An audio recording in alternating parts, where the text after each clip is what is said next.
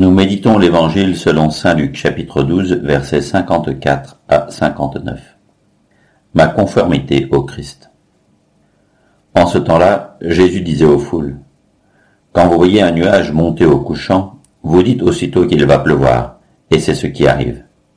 Et quand vous voyez souffler le vent du sud, vous dites qu'il fera une chaleur torride, et cela arrive. Hypocrite, vous savez interpréter l'aspect de la terre et du ciel.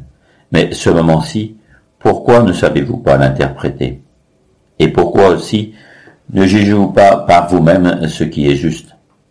Ainsi, quand tu vas avec ton adversaire devant le magistrat, pendant que tu es en chemin, mets tout en œuvre pour t'arranger avec lui, afin d'éviter qu'il ne te traîne devant le juge, que le juge ne te livre à l'huissier, et que l'huissier ne te jette en prison. Je te le dis, tu n'en sortiras pas avant d'avoir payé jusqu'au dernier centime. Prière. Seigneur, aide-moi, donne-moi la force de te suivre. Demande. Être dans les conditions pour prendre les bonnes décisions. Réflexion, premier point. Ce passage est très beau et entre dans le discours du Christ, un discours eschatologique. Le Christ donne des paraboles et des enseignements sur le fait que l'on doit toujours avoir le regard posé sur la vie éternelle. L'homme, lorsque Dieu l'a créé, vivait dans le bonheur, sans souffrance, en harmonie avec lui-même, avec les autres et avec Dieu. Dieu lui avait donné le don de l'immortalité, mais aussi deux dons surnaturels, la grâce et son amitié. Avec le péché, nous avons perdu ce don de l'immortalité, mais aussi la grâce et son amitié, toutes deux rachetées par le sacrifice du Christ. Mais le péché a laissé des traces. La mort, la souffrance, le fait de pouvoir être séparé de Dieu, être dans l'incertitude, la concupiscence, la perte de la justice originelle.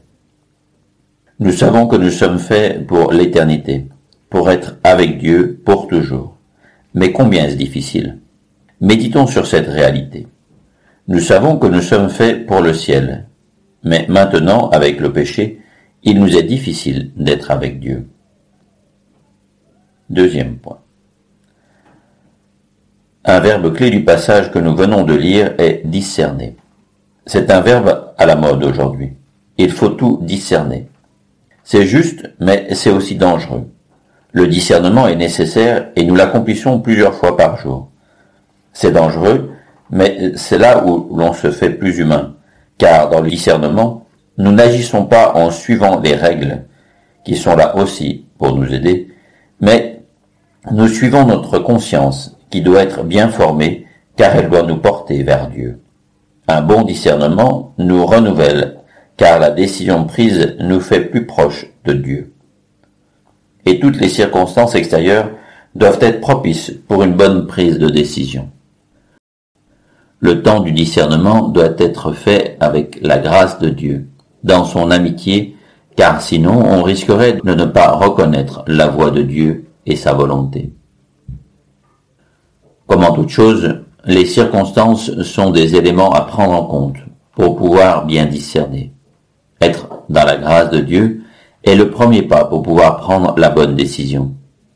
Si quelqu'un vient me voir et qu'il me dit qu'il essaye d'entreprendre un discernement sur un point de sa vie, mais en même temps qu'il mène un style de vie contraire aux enseignements du Christ, j'aurai de forts doutes sur sa capacité à pouvoir prendre la bonne décision. Troisième point.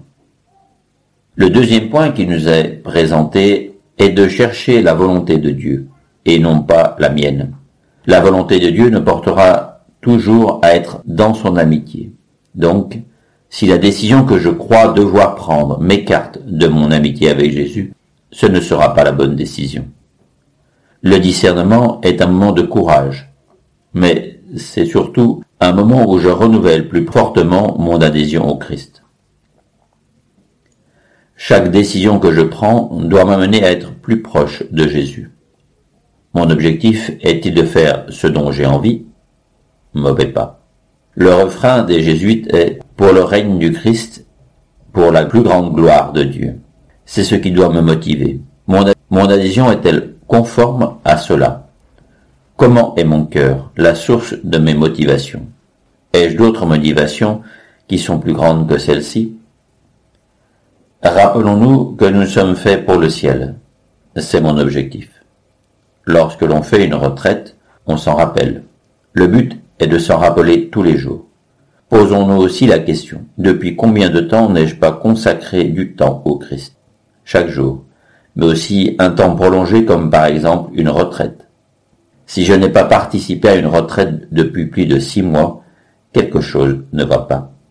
Le chrétien est une personne qui est en amitié avec Jésus. Mais si je ne fais même pas cela, discerner, oui, mais ayons tous les moyens avec nous pour bien l'accomplir, et ayons aussi la bonne intention. Dialogue avec Marie. Marie, merci d'être ma mère. Apprends-moi. Fais que mes critères soient ceux du Christ. Fais que mes sentiments se conforment au Christ. Résolution. Programmer ma prochaine retraite.